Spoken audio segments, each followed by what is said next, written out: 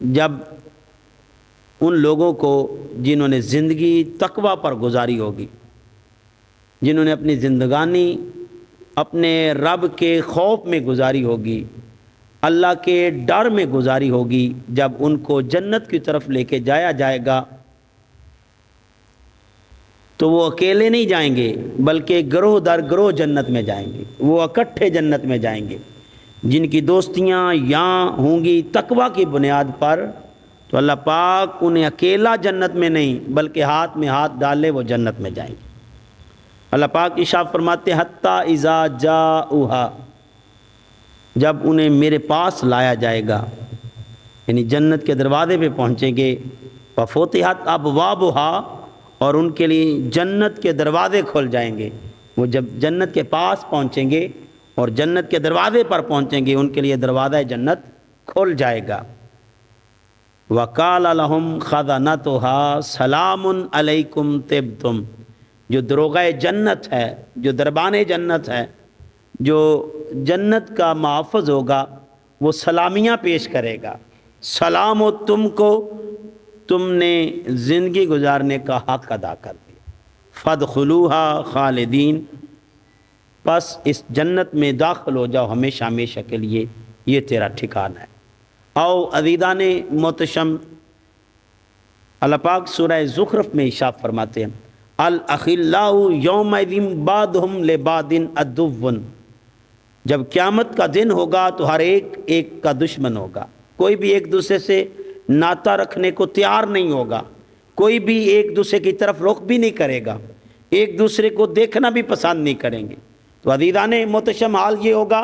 ماں بیٹے کی طرف سے مکھ موڑ چکی ہوگی اور بیٹا ماں کی طرف سے مکھ ہٹا لے گا، باپ بچوں کی طرف سے مکھ موڑ لے گا اور بچے باپ سے مکھ موڑ لیں گے۔ اس دن جب دوست بھی دشمن بن چکے ہوں گے، لیکن اللہ کہتے ہیں جنہوں نے اپنے رب کے خوف میں ایک دوسرے سے محبت کی ہوگی، اللہ کی رضا کی خاطر، اللہ کی خوشنودی کی خاطر، اللہ کو منانے کے لیے، اللہ کی رضا کے لیے، اللہ کی چاہت کے لیے، اللہ کو راضی کرنے کے لیے، جنہوں نے ایک دوسرے سے ہاتھ ملایا ہوگا، جنہوں نے ایک دوسرے کے ساتھ تعلق قائم رکھا ہوگا، اللہ کی رضا کی خاطر، اللہ کی چاہت کی خاطر، اللہ کی خوشنودی کی خاطر، اللہ پاک ارشاد فرماتے ہیں وہ اکیلے جنت میں نہیں جائیں گے، وہ ہاتھ میں ہاتھ ڈالے جنت میں جائیں گے۔ تو دوستان گرامی قدر، ایک حدیث کے الفاظ ہیں، سید عالم صلی اللہ علیہ وآلہ وسلم ارشاد فرماتے ہیں، اس بات کو حضرت ابو ہریرہ رضی اللہ تعالیٰ عنہ آپ روایت کرتے ہیں کہ قال رسول اللہ صلی اللہ علیہ وآلہ وسلم ان اللہ تعالیٰ یقول یوم القیامہ، جب قیامت کا دن ہوگا تو میرے آقا جانی فرماتے ہیں میرا اللہ کہے گا، میرا اللہ ارشاد فرماتا ہے، میرا اللہ آواز دے گا، یقول یوم القیامہ، قیامت والے دن میرا اللہ پکارے گا، این المتحابون بجلالی، اور کہاں ہیں وہ لوگ جو میری خاطر ایک دوسرے سے محبت کرتے تھے، جن کی محبت میری عظمت کے لیے تھی، میری جلالت کے لیے تھی، میری عظمت کی خاطر ایک دوسرے سے دوستیاں رکھتے تھے، ایک دوسرے سے ملاقات کرتے تھے، اور جن کی دوستیاں اور محبتیں اللہ کی رضا کی خاطر تھیں، اللہ انہیں اس دن بلائے گا، اليوم اذلہم